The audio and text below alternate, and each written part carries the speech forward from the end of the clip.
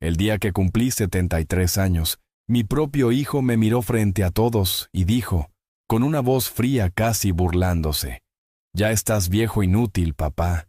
Ni siquiera deberías estar aquí». En ese momento, nadie dijo nada. Nadie me defendió. Ni mi nuera, ni mis nietos, ni mis otros 2 hijos. Todos se quedaron callados, como si lo que él dijo fuera verdad, como si yo, de verdad, fuera un estorbo en sus vidas. Tenía el plato en la mano, todavía caliente, con un pedazo de pastel que yo mismo había comprado el día anterior, porque nadie se acordó de comprar uno. Y ahí, parado en medio del patio de la casa que construí con estas 2 manos llenas de callos, entendí todo. Entendí que para ellos, yo ya no era más que un peso. Y en ese instante, algo dentro de mí se rompió, pero también algo despertó. Así que haz una cosa, escucha esta historia hasta el final, porque lo que pasó al día siguiente te va a sorprender, y compártela con alguien que necesite oírla. Después dime, ¿qué parte te llegó más al corazón? Y también cuéntame, ¿desde qué ciudad me estás escuchando? Me llamo Tomás Herrera. Nací en Aguascalientes, en una casita humilde de adobe y madera. Trabajé toda mi vida en la construcción. Empecé desde abajo, paleando mezcla para los albañiles más grandes. Luego fui aprendiendo. Columnas, cimientos, techos. Hice escuelas, hice ayuntamientos, casas de ricos. Pero la que más orgullo me dio fue la mía. Esa, donde hoy vive mi hijo con su esposa y sus hijos. Esa casa la levanté yo, ladrillo por ladrillo, sin arquitecto, sin banco, solo con esfuerzo y fe.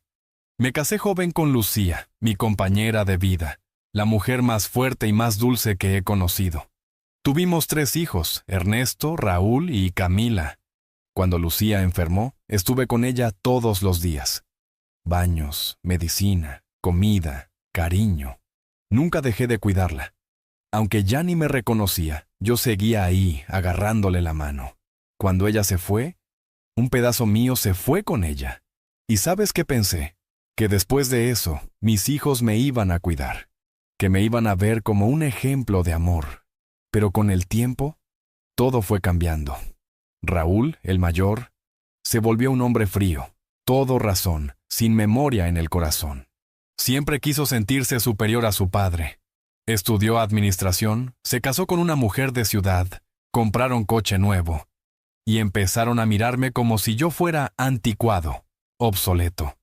Primero fueron los comentarios disfrazados.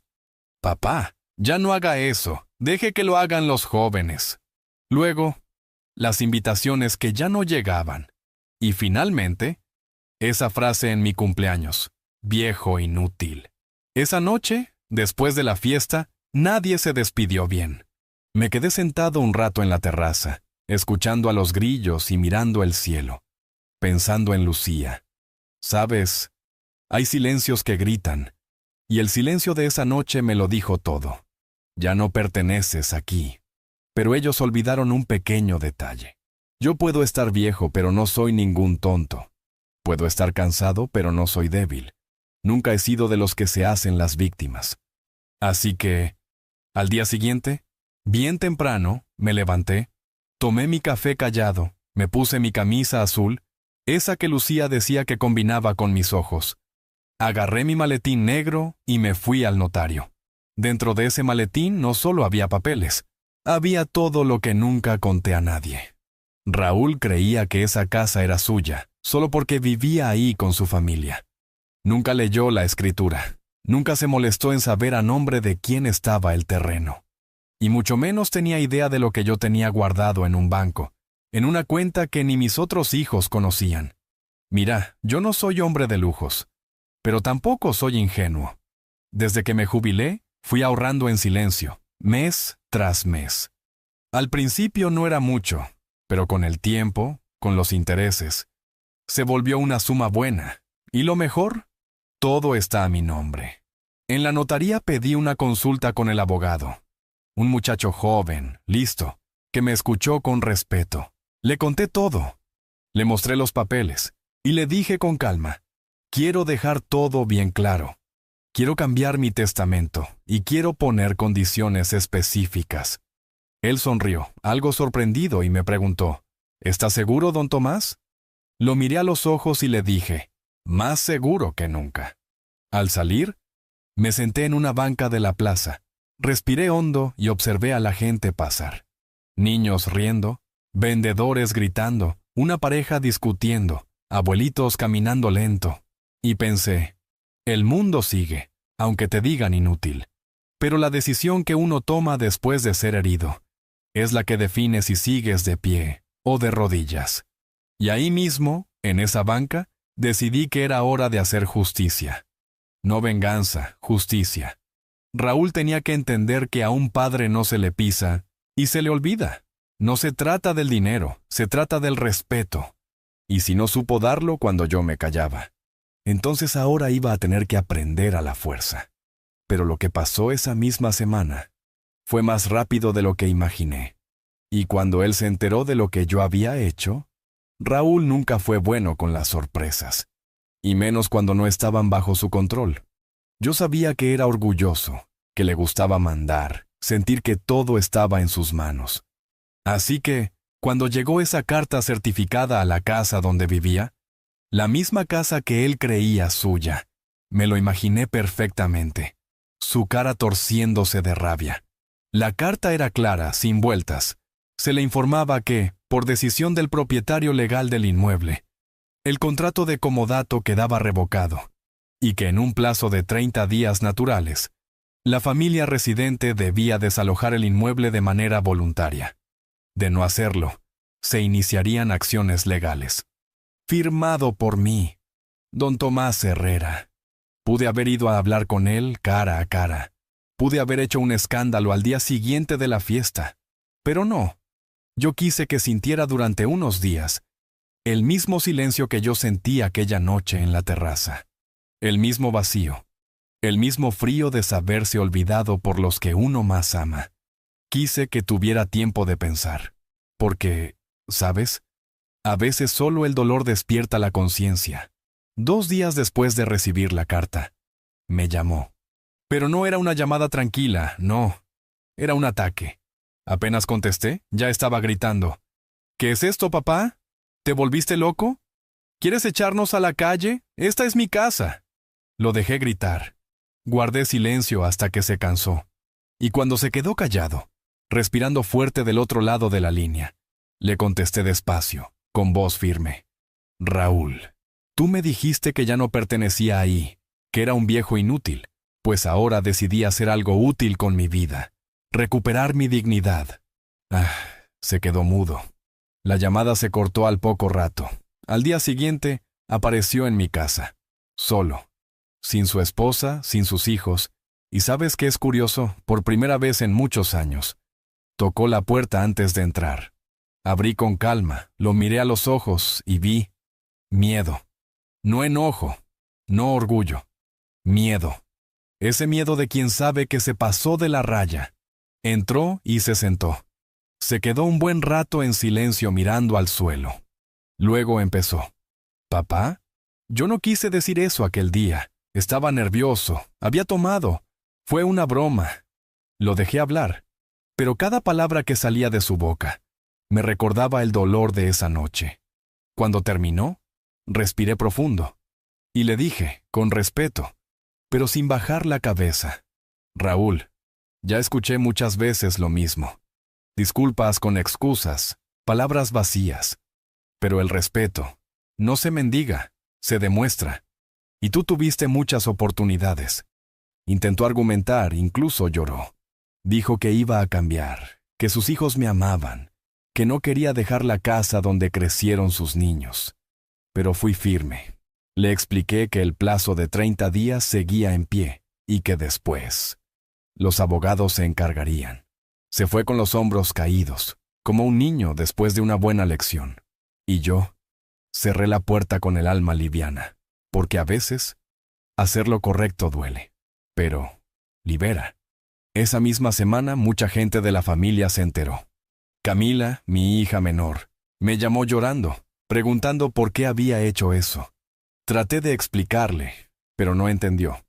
Me dijo que estaba siendo radical, que debía haberlo hablado en familia. Y yo le pregunté, ¿y tú? ¿Dónde estabas cuando me llamaron viejo inútil? Y nadie dijo nada. No supo qué responder. La llamada terminó con ella diciendo, «Papá, no quiero perderte». Y yo le dije, «Entonces no me pierdas ahora que decidí no perderme a mí mismo».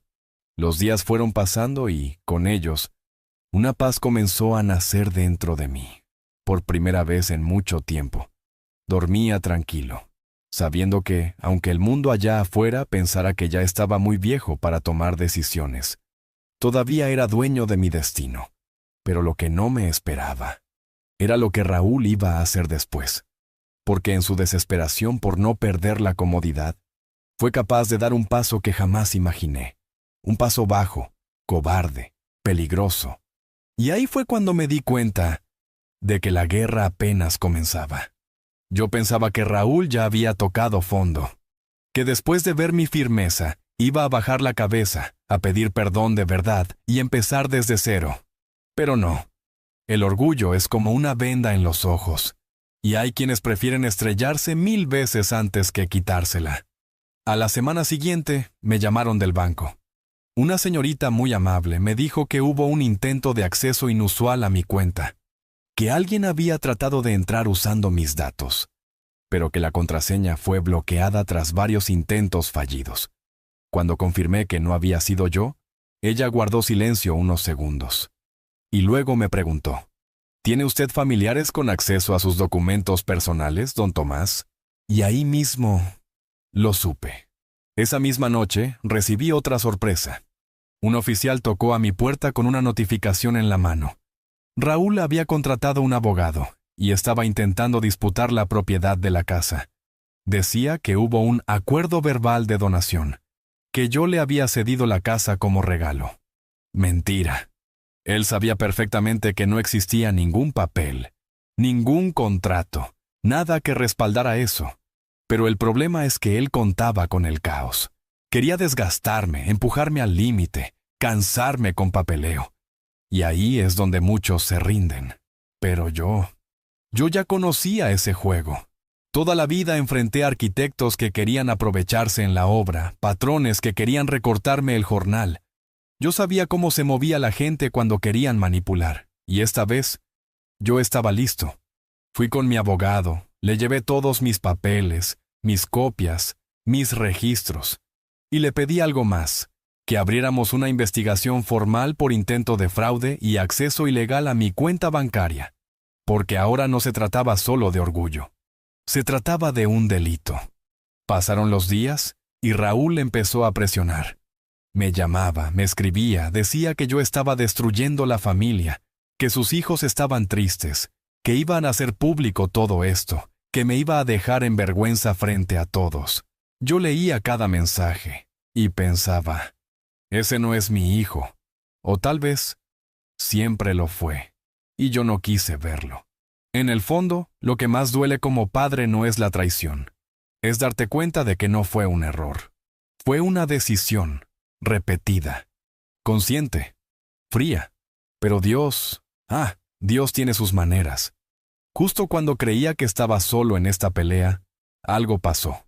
Un viejo amigo mío, Mateo, que fue notario durante más de 30 años en la región, se enteró de todo y se apareció en mi casa sin avisar, con una carpeta en la mano. Me dijo, «Tomás, supe lo que está pasando y creo que esto te puede ayudar». Dentro de la carpeta había copias antiguas, firmadas y selladas, del contrato original de compra del terreno de la casa. Un documento viejo, con fecha, con testigos, y algo más, una escritura actualizada de hace 5 años, con mi nombre como único dueño. Mateo había guardado esas copias por precaución, y recién ahora se acordó de ellas. Fue como si el destino me dijera, «No estás solo». Con eso en mano, regresé con el abogado y reforzamos la denuncia. Ahora ya no era Raúl tratando de probar algo. Era yo, con pruebas sólidas, demostrando su mala fe. Metimos una denuncia formal por intento de fraude, violación de datos y falsedad en declaración. El abogado me miró serio y me dijo, «Don Tomás, con esto, Su hijo puede terminar con antecedentes penales. Respiré profundo. Cerré los ojos un instante. Y le respondí, eso no es lo que yo quiero. Pero si él eligió ese camino, tendrá que enfrentarlo como hombre. Y ahí, todo empezó a cambiar. Raúl recibió la notificación del juzgado, y de repente, el león se volvió ratón. Fue a la oficina del abogado con la cabeza agachada, diciendo que quería llegar a un acuerdo, que todo fue un malentendido. Pero ya era tarde. La fiscalía ya estaba involucrada. Y una cosa aprendí: la justicia que se interrumpe por lástima se convierte en injusticia para el justo. Esa noche, me senté otra vez en la terraza. El cielo estaba claro, y la brisa traía el aroma de las flores que Lucía tanto amaba. Y me puse a pensar, ¿cómo fue que llegamos hasta aquí? ¿Cómo puede un padre terminar enfrentando legalmente a su propio hijo? La respuesta vino bajita, desde el corazón, cuando el amor es aplastado por el egoísmo. Solo queda el valor. Pero lo que yo no sabía era que ese proceso iba a destapar algo aún más profundo. Porque durante la investigación, descubrieron algo que ni yo me imaginaba. Y eso lo cambiaría todo. Nunca imaginé que esa investigación, que empezó solo como una defensa justa de lo que era mío, iba a destapar algo que me partiría el alma. Una semana después de que Raúl recibiera la citación judicial, mi abogado me llamó y me dijo que necesitaba verme en persona. Fui temprano, como siempre, con mi carpeta bajo el brazo y el estómago apretado. Él me recibió con una cara seria, pero no era enojo ni preocupación legal. Era algo más, como si lo que tenía para decirme no fuera solo profesional, sino personal. Me senté frente a él y me dijo despacito, «Don Tomás, en la revisión de movimientos bancarios y de documentos firmados en su nombre, apareció algo delicado». Levanté la ceja, confundido, y él continuó. Hubo un intento de falsificación de firma en una solicitud de traspaso de su cuenta de ahorro, a nombre de otra persona. Me quedé en silencio. No entendía bien. Entonces, él me mostró el papel. Era un formulario del banco, con mi nombre, mi número de cliente, y una firma que intentaba parecerse a la mía. Pero no era. Yo lo supe en el acto. Y lo más duro, el nombre del beneficiario que aparecía ahí no era el de Raúl, era el de su esposa. Me quedé mirando ese documento largo rato. No hablé. Solo sentí como el pecho se me cerraba. No solo él quería sacarme de mi propia casa. También habían intentado vaciarme la cuenta. Y lo peor, ni siquiera se atrevieron a hacerlo con su propio nombre. Usaron a la mujer como escudo, como si yo fuera un viejo tonto que no iba a notar nada. El abogado me dijo que la fiscalía ya estaba al tanto, que eso podía agravar el caso, que ya no era una cuestión civil, sino penal. Fraude, suplantación de identidad, tentativa de estafa, todo eso. Yo asentí con la cabeza, pero, por dentro, no sabía si quería gritar o llorar. ¿Cómo llegamos a esto? ¿En qué momento mi hijo se convirtió en alguien capaz de robarle a su propio padre? Salí de esa oficina más viejo que nunca. Caminé por la plaza como un fantasma. Me senté en la misma banca donde semanas atrás había decidido recuperar mi dignidad. Y ahí me sentí derrotado, no por miedo, sino por dolor. Porque una cosa es pelear por justicia, pero otra es descubrir que la persona que criaste con tanto amor lleva años cavando tu tumba emocional sin que tú lo notes. Pasé la noche sin dormir. Di vueltas en la cama. Miraba el techo, recordando cuando Raúl era chiquito, cuando me agarraba la mano para cruzar la calle, cuando me decía, «Papá, no te vayas», cada vez que salía a trabajar. ¿Dónde quedó ese niño? ¿En qué curva del camino se me perdió? O peor, fui yo quien lo empujó sin darme cuenta. Al amanecer, me levanté con una decisión en el alma. Fui al banco. Pedí que cerraran todas las cuentas. Cambié las firmas, los accesos digitales, todo. Abrí una nueva cuenta en otra sucursal, lejos, en otra ciudad. Todo a mi nombre. Y una parte de ese dinero lo saqué en efectivo. Porque ahora, más que nunca, entendí que mi paz No iba a depender de papeles ni de promesas. Esa misma tarde, me llegó un mensaje de voz. Era Raúl. Su voz sonaba tensa, cortada. Me decía que lo perdonara, que había sido un mal momento, que su esposa solo quería ayudarlo a organizar las finanzas familiares. Me pedía que por favor no siguiera con la denuncia, que pensara en los nietos, que todo esto se podía arreglar como familia. Yo escuché el mensaje completo, y al final lo borré, sin contestar, porque familia no es quien te llama cuando necesita, es quien te respeta incluso cuando no estás de acuerdo. Y él ya había cruzado esa línea muchas veces. Esa noche preparé mi café como siempre. Me senté en la terraza, miré el cielo lleno de estrellas, y pensé, a veces Dios permite que las máscaras caigan, no para que uno odie, sino para que uno se libere. Pero lo que vendría en los días siguientes iba a cambiar el rumbo de todo, porque la justicia, cuando camina puede ser lenta, pero cuando llega, llega con todo. Yo sabía que una vez que el sistema judicial se activaba, no había vuelta atrás. Mucha gente cree que denunciar a un hijo es algo que uno hace en frío, con rabia o con sed de venganza. Pero no. No hay nada más desgastante que tener que defenderte de alguien a quien tú mismo enseñaste a caminar. Cada llamada del abogado, cada documento que yo tenía que firmar, cada nueva prueba que salía a la luz, era como arrancarme pedacitos del corazón con las propias manos. Pero también sabía que si no lo hacía, si dejaba pasar por pena o por miedo, entonces iba a terminar mis últimos años sintiéndome como una sombra dentro de mi propia historia. Y eso, yo no lo iba a permitir. Unos días después, el fiscal me citó a declarar formalmente. Llegué al edificio de la fiscalía con los pasos firmes pero el pecho apretado. El pasillo olía a humedad, a papeles viejos y a café recalentado. Me sentaron en una oficina con una mesa de metal, un escritorio lleno de carpetas y una computadora que sonaba con cada tecla. Me preguntaron todo. Fechas, nombres, situaciones. Yo respondí con calma. No tenía nada que esconder. Pero cuando me pusieron frente al formulario falsificado y me preguntaron si reconocía la firma como mía, sentí una punzada en el estómago. Dije en voz alta, no, esa no es mi firma, y me duele decirlo, pero sí reconozco el nombre de quien la puso ahí. Cuando terminé la declaración, el fiscal se me quedó mirando unos segundos. Luego dijo, «Don Tomás, no es común que alguien de su edad tenga el valor de hacer esto, pero lo que usted está haciendo es justo».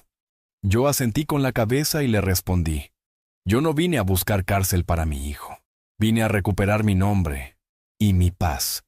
Y eso fue lo que sostuve hasta el final. A la semana siguiente, me llamaron del juzgado. Me dijeron que el juez había emitido una orden de restricción preventiva, que mientras durara el proceso, Raúl no podía acercarse a mí ni comunicarse directamente. Eso me dejó en shock, porque, aunque él ya no me hablaba desde hacía semanas, saber que un papel oficial lo prohibía.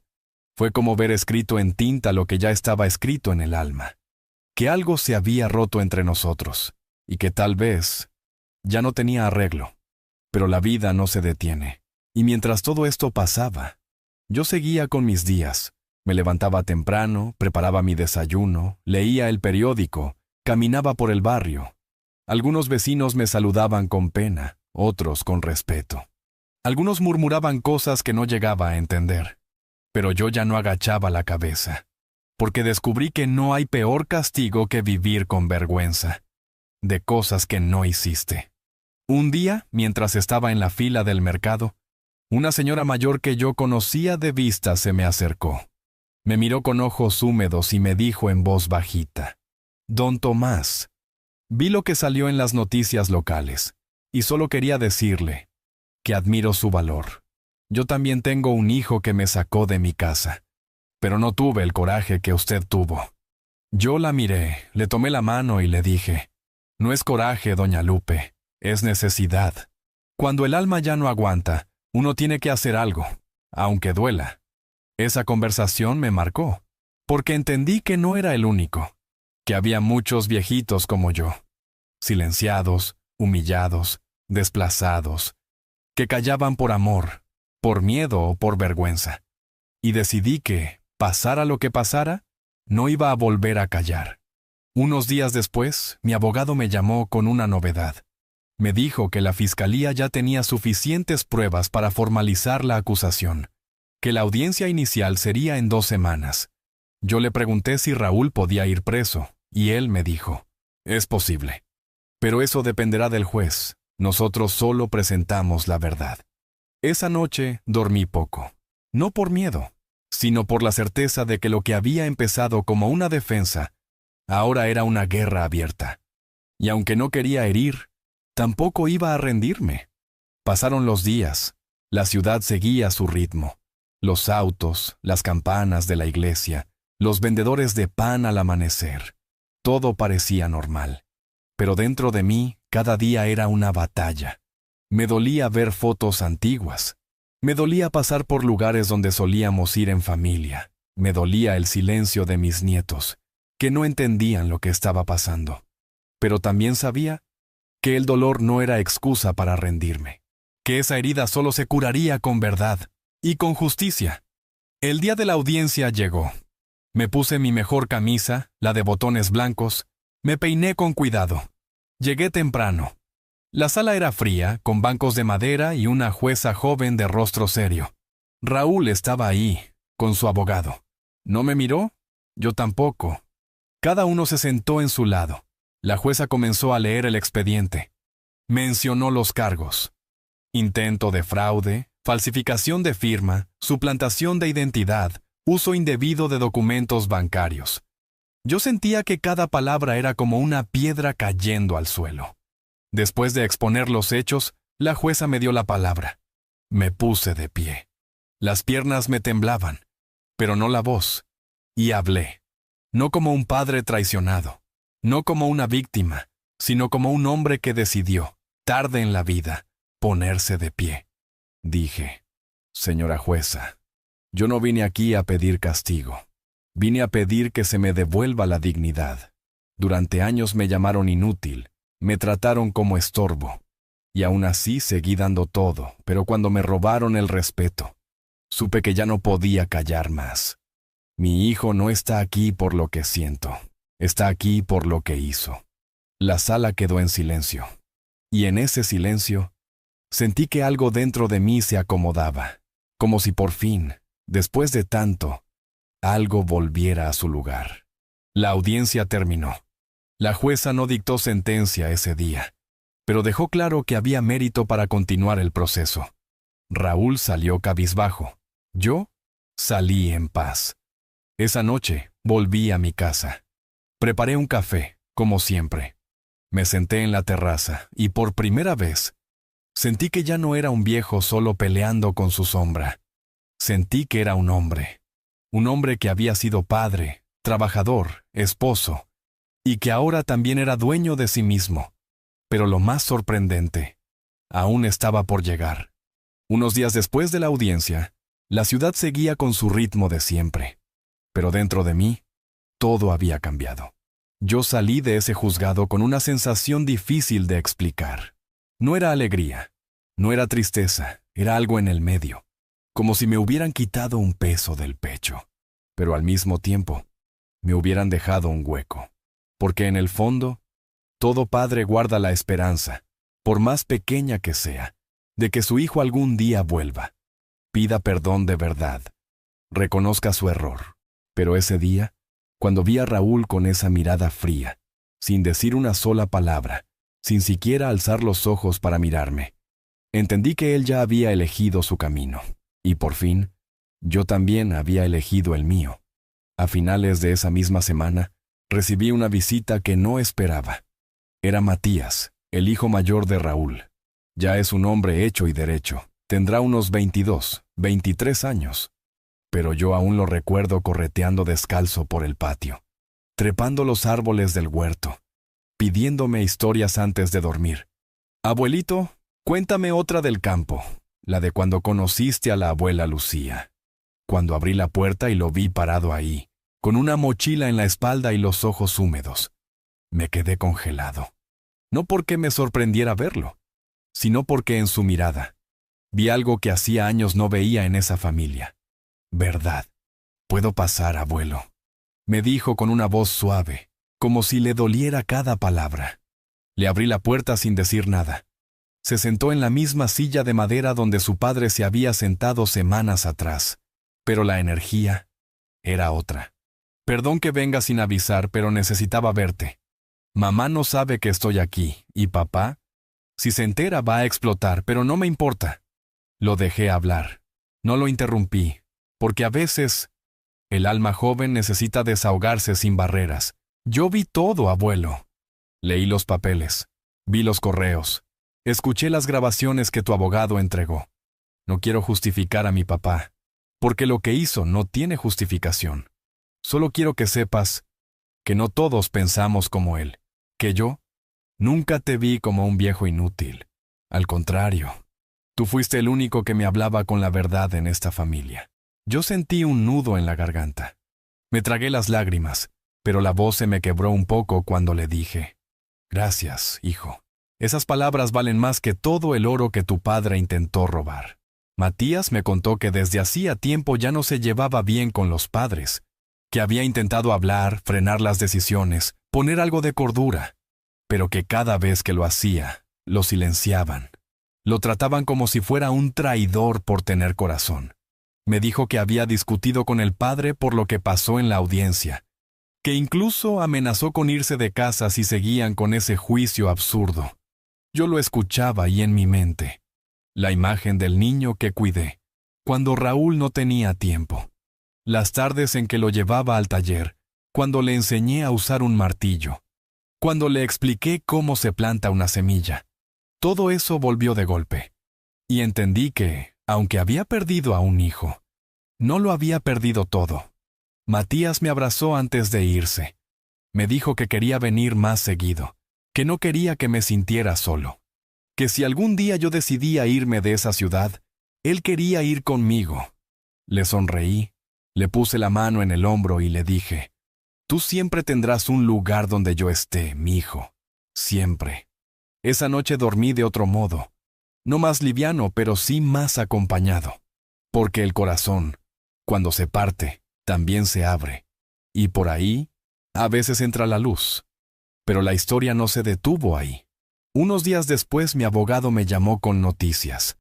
Me dijo que Raúl había intentado llegar a un acuerdo extrajudicial, que había enviado una carta firmada por su propio puño, reconociendo la falsificación, pidiendo que se suspendiera el proceso, a cambio de un silencio total de mi parte. Querían taparlo todo, que yo me callara, que no saliera en prensa, que no hablara con la familia. Le pedí al abogado que me enviara una copia de esa carta, y la leí, con calma. Era elegante, bien escrita, llena de justificaciones de frases como mal momento, presión financiera, mal asesoramiento, exceso de confianza. Pero ni una sola palabra decía «perdón, papá». Ni una.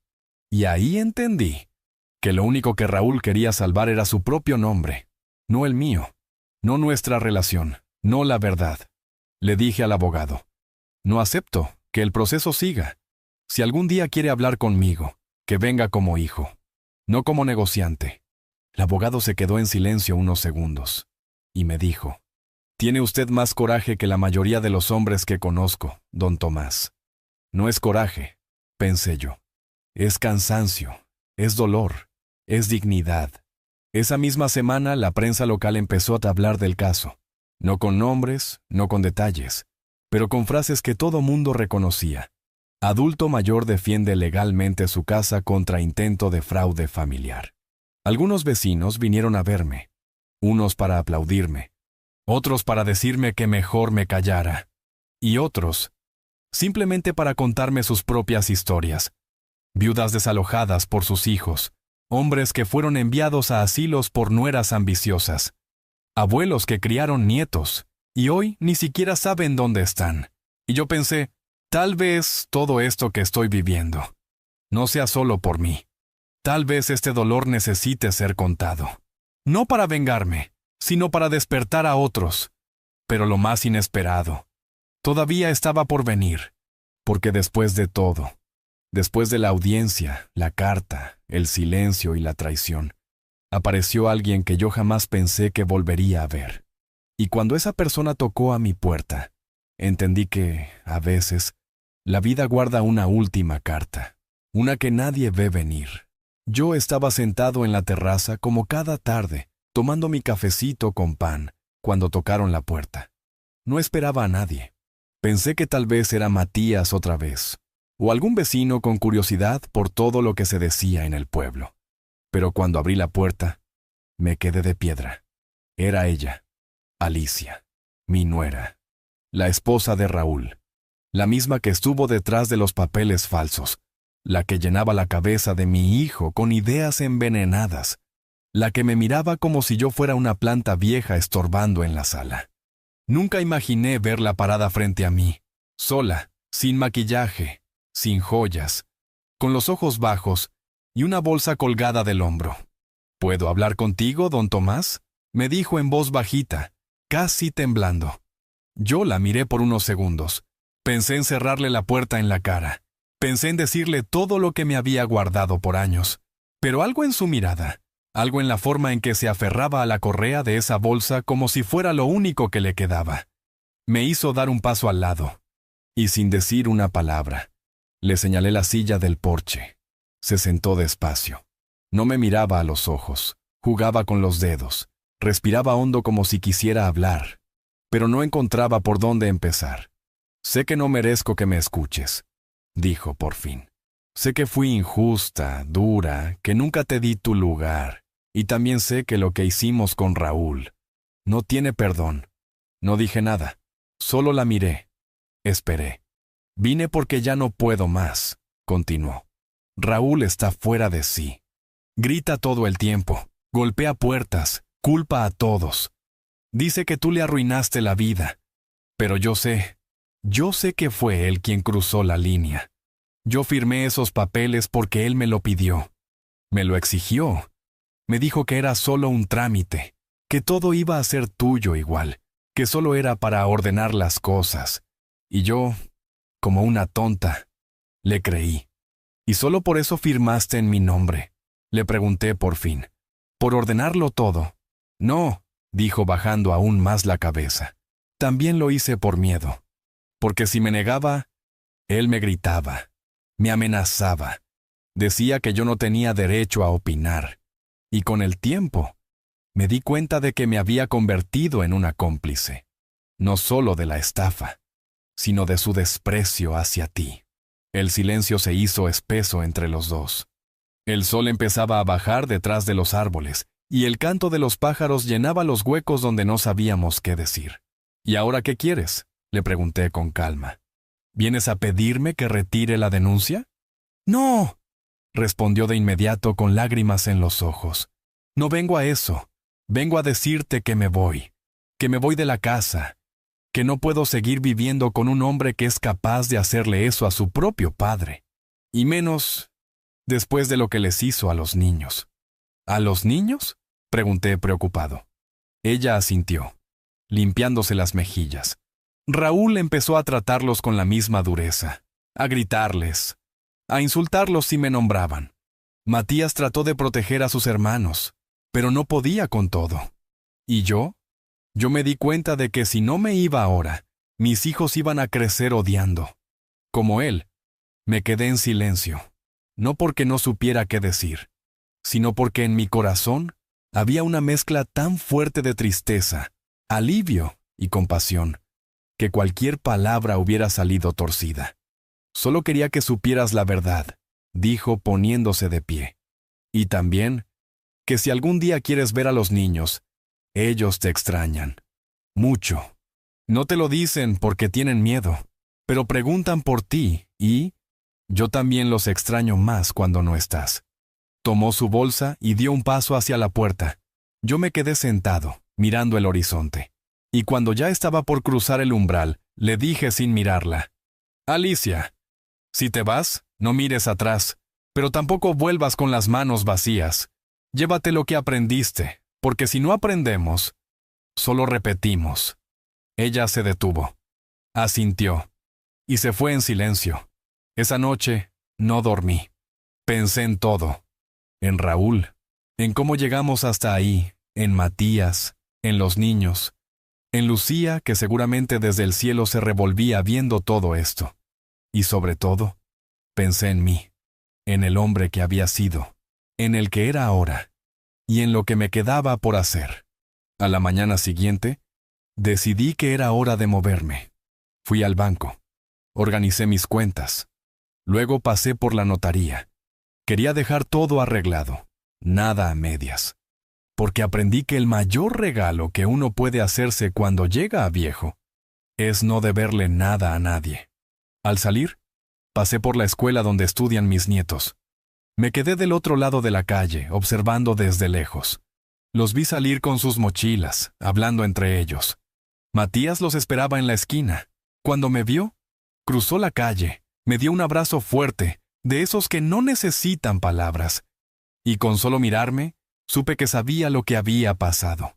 Gracias por todo, abuelo, me dijo, por no callarte, por enseñarme que ser hombre no es gritar más fuerte, sino vivir con verdad. Y ahí, parado en esa esquina, entendí que a veces, para salvar el futuro, hay que dejar caer el pasado, aunque duela, aunque sangre. Pero lo que aún no sabía era que el juicio aún guardaba una última vuelta. Algo que ni Raúl, ni yo, ni nadie esperaba. Y cuando llegó, cambió el rumbo de toda la historia. Cuando crees que ya viste todo, que ya dolió suficiente, que ya se dijeron las peores palabras y que la herida no puede abrirse más. La vida te demuestra que todavía hay capas por desgarrar. Yo pensaba que el juicio estaba encaminado, que ahora era solo cuestión de tiempo, de papeles, de audiencias, de abogados y jueces haciendo su parte. Pero lo que nadie imaginaba, ni yo, ni mi abogado, ni la fiscalía, era que Raúl iba a hacer lo que hizo. Faltaban 3 días para la siguiente audiencia, esa donde se iba a presentar toda la prueba del banco, los documentos falsificados, los informes técnicos de la firma, los testigos del notario y el peritaje digital. Todo estaba en orden. Estábamos listos. Hasta que mi abogado me llamó una noche, con la voz más seria que le había escuchado desde que empezó todo. Don Tomás, su hijo presentó una contrademanda. Me quedé en silencio. No entendía. ¿Contrademanda? ¿Por qué? ¿Con qué argumento? Dice que usted está senil, que no está en condiciones mentales de tomar decisiones legales por sí mismo, que todo este proceso fue manipulado por terceros, y que la denuncia original debería ser anulada. Sentí cómo la sangre se me iba al suelo. Me apoyé en la mesa, mi mano temblaba, no por miedo, por rabia, por incredulidad. Mi propio hijo, después de intentar robarme, de falsificar documentos, de usar a su esposa, ahora quería hacerme pasar por loco, por incapaz. ¿Y eso se puede? Pregunté en voz baja. Cualquiera puede alegar lo que quiera. El juez decidirá si admite la contrademanda o no. Pero lo que sí implica es que usted tendrá que someterse a una evaluación psiquiátrica oficial. Orden del tribunal. Esa noche no dormí. Me senté frente al retrato de Lucía. Le hablé como si estuviera allí. Le conté todo, con lágrimas en los ojos. ¿Viste lo que llegó a nacer tu hijo, mi amor? ¿Viste hasta dónde puede llegar? Y mientras le hablaba, recordaba los años en que juntos lo llevábamos a la escuela, las veces que lo esperábamos con el almuerzo caliente, los días que lo consolábamos por un examen reprobado. ¿Dónde se rompió ese niño? ¿Dónde lo perdimos? Al día siguiente me presenté en el juzgado, como lo pidió el juez. Me acompañó Matías. Entramos a una oficina pequeña, con una psicóloga y un doctor. Me hicieron preguntas básicas primero. Nombre completo, edad, dirección, año actual, nombre del presidente. Luego cosas más complejas. ¿Qué día de la semana era? ¿Qué significaban ciertos proverbios? ¿Cómo resolver ciertos dilemas? Yo respondí todo con calma, con claridad. Porque, aunque tengo 73 años, la mente la tengo más despierta que muchos jóvenes de hoy. Después vino la parte emocional. Me preguntaron por mi infancia, por Lucía, por mis hijos, por mis nietos. Y ahí, sí, se me quebró un poco la voz. No por debilidad, sino por verdad, porque uno puede fingir muchas cosas en la vida, menos el dolor cuando te preguntan por los que amaste y te dieron la espalda. Terminada la evaluación, la psicóloga me miró con ternura, me ofreció un vaso de agua y me dijo: «Gracias por su sinceridad, don Tomás. Se nota que ha vivido mucho, pero que sigue siendo usted en cada palabra». Le agradecí con un gesto, y salí de ahí con la frente en alto. Una semana después, llegó el informe oficial. La fiscalía me llamó para informarme. Capacidad cognitiva intacta, estado emocional coherente, evaluación totalmente favorable.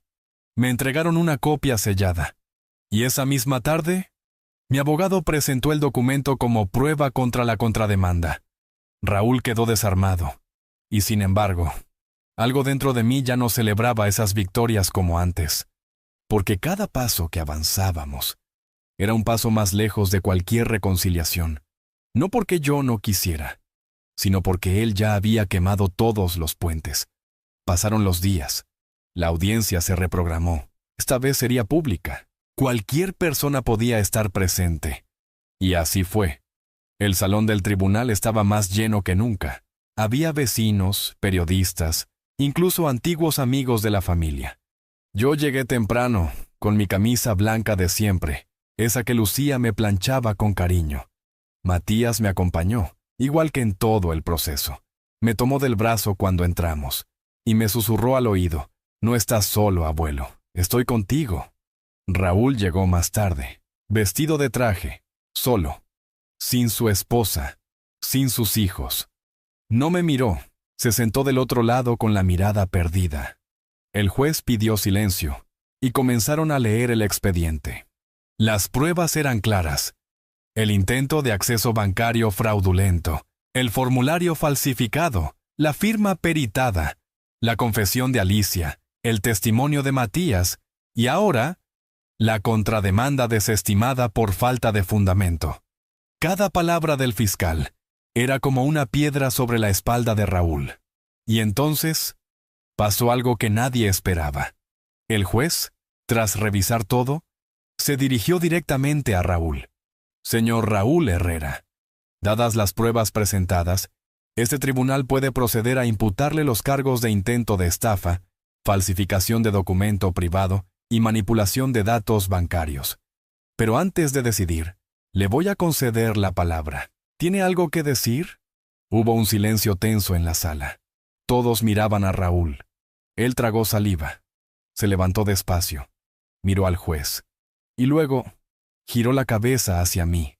Y por primera vez en todo el juicio, me miró. Su voz salió temblorosa pero clara. «No sé cómo llegamos hasta aquí. Solo sé que todo esto lo provoqué yo. No porque me faltara amor, sino porque me sobró soberbia. Quise tenerlo todo, controlarlo todo. Me dejé llevar por la avaricia y perdí lo más valioso, a mi padre». El salón entero se quedó en silencio. Y yo, por dentro, sentí un nudo, no de reconciliación, no de alivio, sino de un dolor que por fin salía a la superficie. Pero las palabras ya no bastaban. Lo que se rompe con actos, no se cura con discursos. Y mientras todos esperaban lo que el juez diría, yo supe que mi decisión ya estaba tomada. Mientras Raúl hablaba en esa sala llena de ojos, cámaras y murmullos contenidos, mi corazón no se ablandaba, pero sí se abría. Porque lo que él dijo, aunque tarde, aunque a medias, fue la primera verdad que salió de su boca en muchos años. Me sobró soberbia. Esas palabras se me quedaron en la cabeza, rebotando como campanas oxidadas. Sí, hijo, te sobró soberbia. Y te faltó memoria, te faltó recordar quién te enseñó a caminar, quién te sostuvo cuando tenías fiebre, quién se quedó sin comer para que tú comieras. Pero ahora, ya no era tiempo de hablar de todo lo que faltó. Era tiempo de terminar lo que empecé. El juez pidió silencio, agradeció la declaración y aclaró que eso no cambiaba el curso legal de los hechos. Luego se tomó unos segundos. Miró los documentos. Pasó las páginas, y con la misma calma con la que se firman sentencias que marcan vidas, dijo en voz firme: «Este tribunal considera que existen pruebas suficientes para remitir este caso a juicio penal formal, y además, considera apropiado dictar medidas cautelares contra el señor Raúl Herrera por los delitos de falsificación de firma, tentativa de fraude y obstrucción de justicia». La sala murmuró. El abogado de Raúl puso la mano en la frente, y yo me quedé quieto. No sonreí, no bajé la cabeza, no cerré los ojos, solo respiré, como quien vuelve a tener aire después de años bajo el agua. Raúl quedó en libertad mientras se avanzaba hacia el juicio formal, pero con restricciones. No podía acercarse a mí, ni a mi casa, ni a mis cuentas. Debía entregar su pasaporte. Tenía que firmar cada semana en el juzgado. Y por primera vez en su vida, dejó de ser intocable. Cuando salí del juzgado, me encontré con varios vecinos en la puerta. Algunos me dieron palmaditas en la espalda. Otros se limitaron a mirar con respeto. Una señora se acercó, me abrazó y dijo: «Mi papá no tuvo tu fuerza, don Tomás. Lo echaron de su casa y murió solo. Pero tú hiciste justicia». Y yo, con la voz baja, le respondí: «No por mí, por los que vendrán, para que no pase otra vez». Matías me esperaba en la esquina. Me abrazó fuerte. Sus ojos estaban rojos. Me dijo: «¿Sabes qué me duele más, abuelo? Que papá tuvo la oportunidad de parar esto. Tuvo la opción de bajarse del tren. Y no quiso». Y yo le respondí: «Porque a veces, hijo, hay personas que aman más tener la razón que tener paz». Esa tarde volvimos a casa. La casa que seguía siendo mía, no por orgullo, no por venganza, por justicia. Me senté en la terraza. Matías fue a preparar café, y mientras lo esperaba, cerré los ojos. Escuché el viento en los árboles. Sentí la voz de Lucía dentro de mí, no como recuerdo, sino como fuerza. «No te olvides quién eres, Tomás. No te olvides de lo que vales». Y entonces supe que algo más tenía que hacer. Al día siguiente fui a la notaría. Pedí una cita urgente. El escribano, un señor mayor que me conocía desde joven, me recibió con una sonrisa. Le expliqué lo que quería. «Quiero cambiar mi testamento. Pero no solo eso. Quiero dejar algo por escrito que no sea solo legal, sino moral».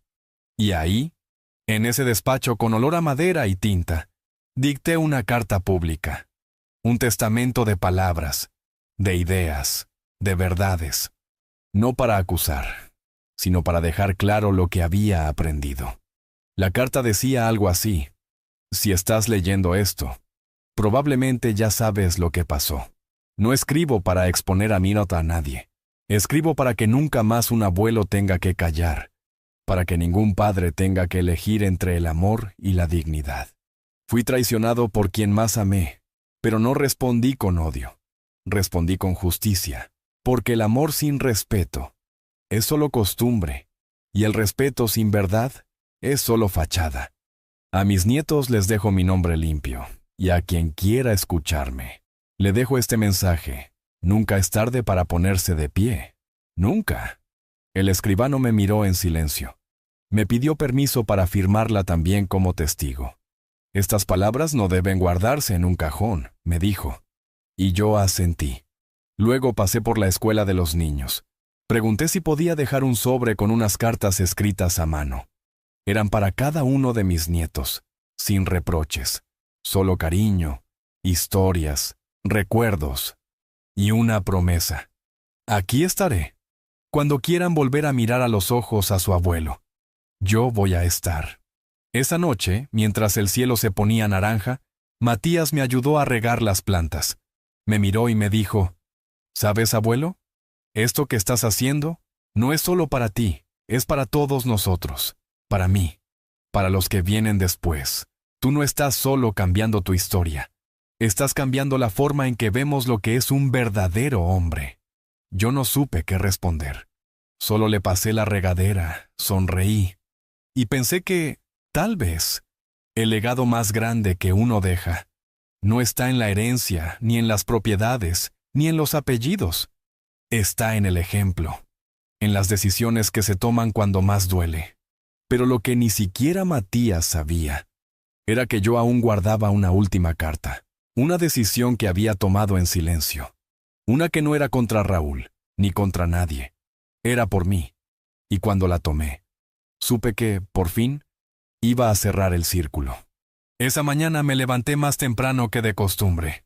Preparé el café con calma, le puse un poco de canela como le gustaba a Lucía. Me senté frente a la mesa y saqué de la caja de madera vieja el sobre que había guardado hacía meses. Dentro estaba el documento final que había firmado en la notaría. No era un testamento común, no era solo papeles de herencia. Era una decisión. Una que había meditado muchas noches, mirando el techo, escuchando a los grillos, recordando todo lo que viví, lo que perdí, lo que gané. Esa hoja que tenía en la mano decía algo claro, fuerte y definitivo. Cedo mis bienes, mi casa y mis ahorros. Pero no a mis hijos, ni a quien lleva mi apellido, sino a quienes llevaron mi nombre con respeto. Fui hasta el escritorio, abrí la segunda gaveta y saqué el nombre que había puesto como heredero principal. Matías. Mi nieto. El único que no bajó la mirada. El único que me abrazó sin condiciones. El único que me defendió incluso cuando todos lo llamaron traidor. A él le dejé todo. Pero más que los papeles, le dejé un legado. El de nunca agachar la cabeza ante la injusticia, aunque esa injusticia venga disfrazada de familia. Firmé el último documento con una mano firme. No temblé, no dudé, porque entendí que la sangre no lo es todo. Lo que te hace familia es la lealtad. Esa misma tarde, Matías vino a visitarme. No sabía nada aún. Traía pan dulce y jugo de naranja. Se sentó frente a mí, como cada tarde, con esa calma que pocos jóvenes tienen hoy en día. Le hablé sin rodeos. Le conté que todo lo que había construido en mi vida ya no tenía valor, si iba a terminar en manos de alguien que me pisoteó. Le dije que cuando me fui de mi casa a los 17 años, con una pala al hombro y los bolsillos vacíos, lo único que tenía era dignidad. Y que ahora, 73 años después, eso seguía siendo lo único que me pertenecía. Matías no dijo nada por unos segundos. Se le llenaron los ojos de lágrimas. Me abrazó, fuerte. Lloró en silencio, como lloran los hombres que saben lo que cuesta caminar con el corazón limpio. Pasaron los días. La noticia se supo. Como todo en pueblo chico, no tardó. Algunos me miraban con admiración, otros con lástima, unos pocos con enojo. Me decían que era muy duro, que cómo podía dejar a un hijo fuera del testamento. Y yo respondía lo mismo a todos, quien me dejó fuera de su respeto. No puede estar dentro de mis últimas decisiones. No se trataba de venganza, ni de orgullo.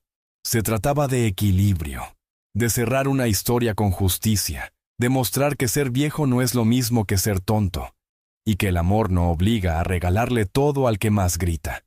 Raúl no volvió a hablarme, ni una llamada, ni una carta, nada. Su juicio penal seguía en curso, y yo ya no lo acompañaba con rencor, solo con distancia. Me preguntaron si pensaba perdonarlo, y yo dije, el perdón no siempre significa volver a abrazar. A veces perdonar es soltar para siempre. Y así lo hice. Solté. Lo dejé ir de mi vida. Y dejé de esperar algo que nunca iba a llegar. Porque hay palabras que se dicen tarde. Y hay abrazos que, si no llegan a tiempo, ya no hacen falta. Mientras tanto, mi relación con Matías se volvió más fuerte que nunca. Venía todos los días. Me ayudaba con las plantas, con los trámites, con los mandados. Pero más que eso, me escuchaba. Me dejaba hablar durante horas. Me preguntaba por mi infancia, por los tiempos de guerra, por Lucía, por las cosas que aprendí. Y yo entendí que eso era lo más valioso que me quedaba. Poder contar mi historia a alguien que de verdad la quería oír. No para juzgar, no para corregirme, solo para honrarme. Una tarde, Matías me trajo una libreta. Quiero que escribas todo, abuelo, me dijo. No solo lo que pasó con papá, todo, tu vida, tus batallas, tu historia. Y así empecé. A escribir con letra lenta, pero decidida, página por página, llenando ese cuaderno con mi voz, no para publicarlo, no para hacerme famoso, sino para que, cuando yo ya no esté, haya alguien que recuerde quién fui, qué hice, qué no permití y por qué.